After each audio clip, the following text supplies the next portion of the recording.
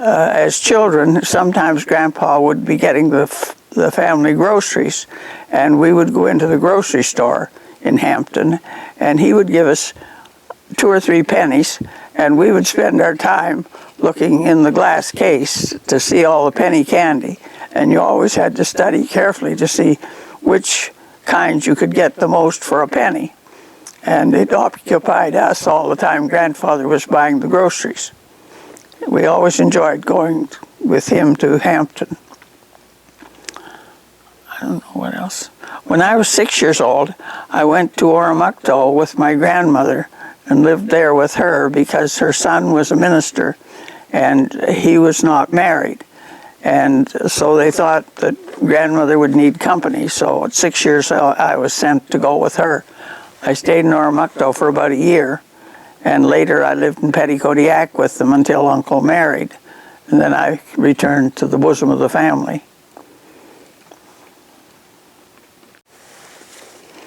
What was it like leaving home at the age of 6? I don't remember it being any hardship. We were used to living with our grandmother, and she was part of the family, so it was just going on and living with her. And it didn't seem too strange, I guess. It was just part of what you were expected to do. Then my uncle became enamored with a lady in Oromocto, whom he later married. So then he moved out of Oromocto to Petitcodiac, and there the district charged tuition to non-residents. So it was found that it was cheaper for my uncle to adopt me than it was to pay tuition. So of course we went by the cheaper route. Everything was governed by how many dollars and cents you had in those days, and you didn't have many. Money was quite scarce. Can you tell us about how your mom and dad supported? I can't hear that. Your family of 4 children. Can you tell us about how your mom and dad supported a family of 4 children? Well, it was a farm, and we had a large vegetable garden. We had the cattle, which supplied cream, which went to the factory to supply us with our butter. And Mother always had a flock of hens. And Grandfather looked after the pigs. They were quite an important part of the family program. Mother canned some vegetables and made jam and pickles the same as people do nowadays. And the cellar was quite cold, so we could keep the butter in the basement sometimes. And then in the woodshed there was a dug well. And you could get water out of it. It was a rope and a pulley that you let the pail down and bring up water. We never used water out of the well, but sometimes when the weather was very hot, we put the milk and butter in the bucket and let it down near the water so that it kept cold in the well. And once or twice it got upset, and then somebody had to go down the well and get the milk or butter out of the well, so that wasn't so good. Can you tell us about your life living in Petitcodiac? I attended school there, and of course we went to all the church services because my uncle was the minister. And at Easter one year, my grandfather came up to visit us, and he brought my sister. But she got homesick and cried and wanted to go home. But anyway, he couldn't stay very long because it was just for the Easter holidays. I remember he brought me a I think it was like a duck, and it had a chocolate egg on the top of it. That was quite a novelty. I still have the duck. It was like a picture.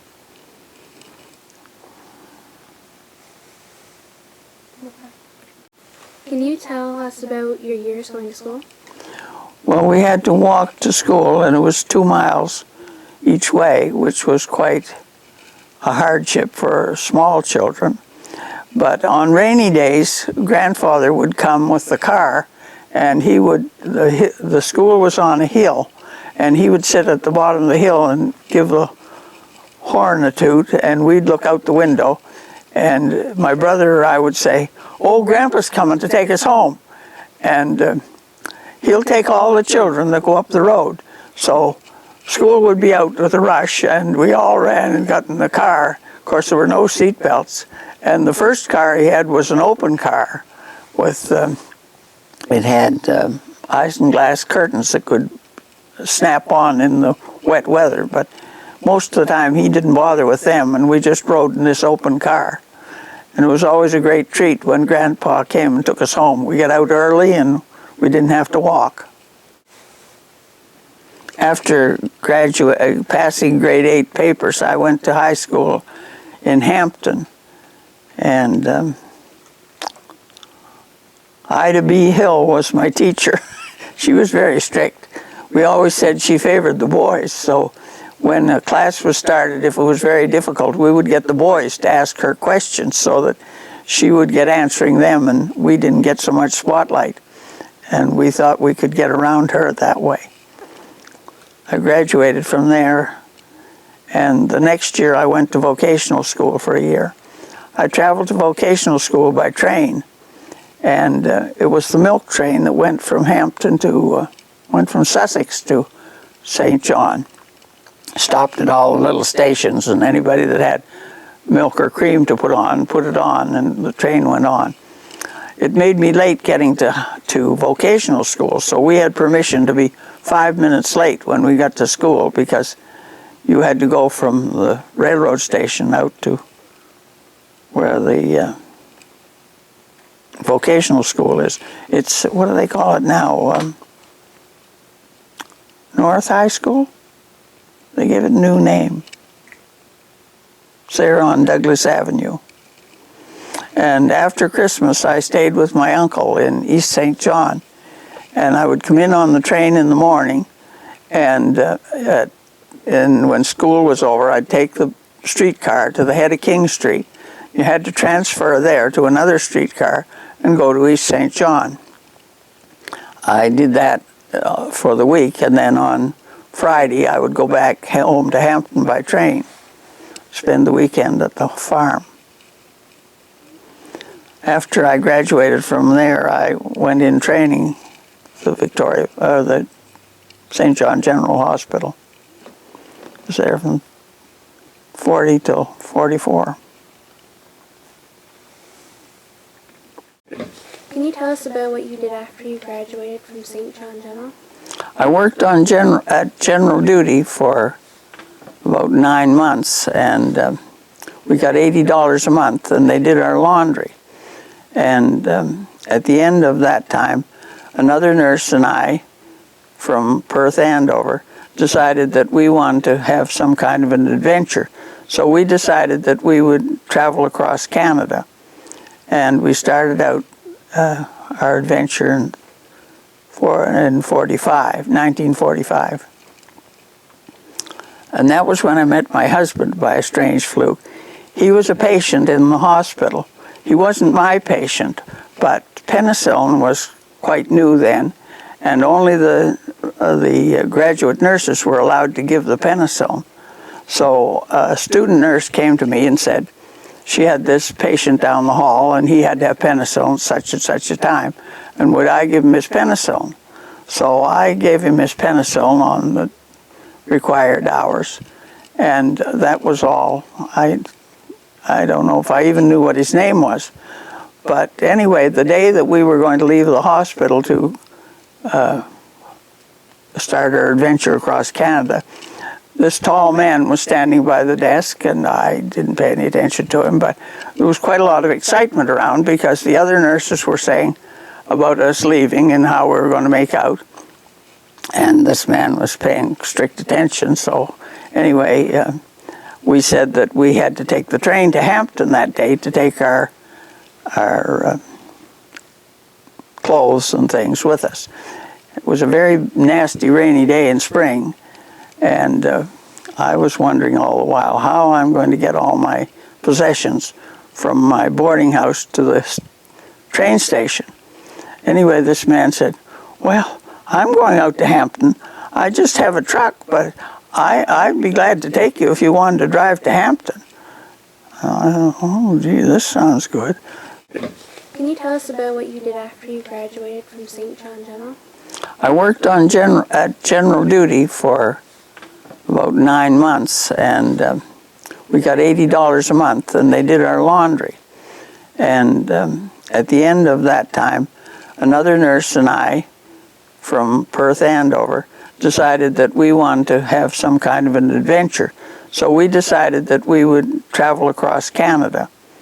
And we started out our adventure in 1945. And that was when I met my husband by a strange fluke. He was a patient in the hospital. He wasn't my patient, but penicillin was quite new then, and only the graduate nurses were allowed to give the penicillin. So a student nurse came to me and said she had this patient down the hall, and he had to have penicillin such and such a time, and would I give him his penicillin? So I gave him his penicillin on the required hours, and that was all. I don't know if I even knew what his name was. But anyway, the day that we were going to leave the hospital to start our adventure across Canada, this tall man was standing by the desk, and I didn't pay any attention to him, but there was quite a lot of excitement around because the other nurses were saying about us leaving and how we were going to make out. And this man was paying strict attention, so anyway, we said that we had to take the train to Hampton that day to take our clothes and things with us. It was a very nasty rainy day in spring, and I was wondering all the while how I'm going to get all my possessions from my boarding house to the train station. Anyway, this man said, well, I'm going out to Hampton. I just have a truck, but I'd be glad to take you if you wanted to drive to Hampton. Oh, gee, this sounds good. So anyway, I said, well, I think that would be all right. So my friend and I got our things together and loaded them into this truck, and away we went to Hampton. When we got to Hampton, my grandmother was in charge at the house that day, and she said, bring the man in, bring the man in, bring him, you have to have a lunch. And so she insisted on getting him in the house. So before he left, he wanted to know what my address was. But I said, well, I didn't know because we were just going to the Victoria Hospital in Montreal. And I wasn't sure what my address would be. We parted company there. And later on, he picked up a hitchhiker going from St. John to Hampton. Nurses used to hitchhike out to Hampton because we only had a half day off, and if you couldn't catch the train, you didn't have any transportation. And he picked up one of the girls, and he said, what became of that Hoyt girl? And she said, well, she went to Montreal. So anyway, one way or another, he got the address, and he started writing to me. So that was the beginning of the romance. When we were in Montreal, we worked for about 2 months, and then the authorities began to ask if we had our registration for the province, and we wouldn't have that yet. And they'd say, well, you should be getting your registration, you're going to work here. So then we would make arrangements to go on, and we went to Toronto. From Toronto, we went to Winnipeg. From Winnipeg, we went to Edmonton. And from Edmonton, we went to Vancouver. And in the meantime, Mary met her boyfriend in Edmonton, so we came back to Edmonton. And we were gone 2 years, and then we came back to St. John. When I returned to St. John, I went to work at the DVA hospital in West St. John, and Harry was anxious to make further advances, and by Christmas time, he was sure we should be getting married. But in the meantime, Mary was corresponding with her husband, Bill, or her boyfriend, Bill, in Edmonton, and he was saying that they should be getting married. So by spring, we made plans to have a double wedding.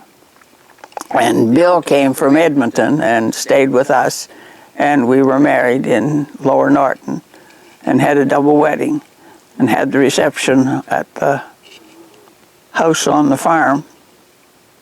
And after the reception, we all got in one car and went to Nova Scotia on our honeymoon. I was married in June the 12th in 1948. We came to live in Jemseg, and Harry had said we would have to be married in June or else wait until the fall because he would be too busy in berry time to think about getting married. So once we were married, the berry season started in, and it was a very busy time. And I lived with his mother and father in the house that he had bought. It was owned by the Fauchets, Sylvester and Myrtle Fauchet. And we lived there. In October, the house burned. And we were in a quandary what we would do, but we moved in with Walter and Hannah Knight, and lived with them that winter. There was Mr. and Mrs. Knight, Harry and I, Walter and Hannah, the hired man on the farm, and a couple of hired men that worked on the house. So it was a full house. And if you think 3 women can't get along in one house, you want to try it sometime. Anyway, we made out quite well. And at the first of it, Hannah's father was ill, and she was in St. John with him quite a lot of the time. Then later on in the winter, my sister was in a car accident, and I went to St. John and spent about 3 weeks with her in the hospital. Then I came back home, and all this while, our new house was being built.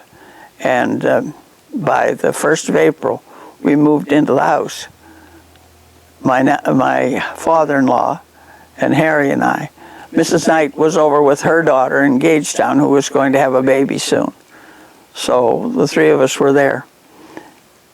It was kind of scary. There were no doors on yet, and the stairway was not closed into the basement. You could see from the upstairs down into the basement.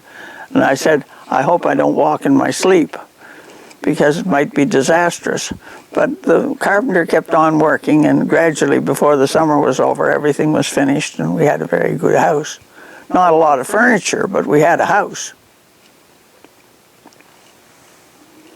Then in that summer, Mr. Knight was not very well, and he died about the 1st of September, and Jim was born on the 12th of September. He was my first child.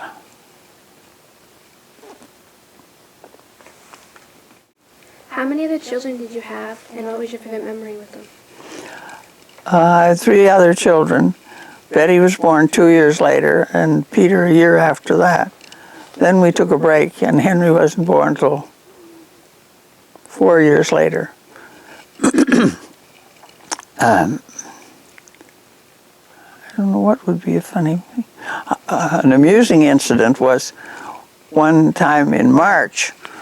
The boys always went up as soon as they were old enough to be able to help. They went up to help their uncle on the farm. And one day in March, Walter's old sow had a litter of 16 pigs. Well, the weather was very cold, and it was very difficult for a poor old pig to look after 16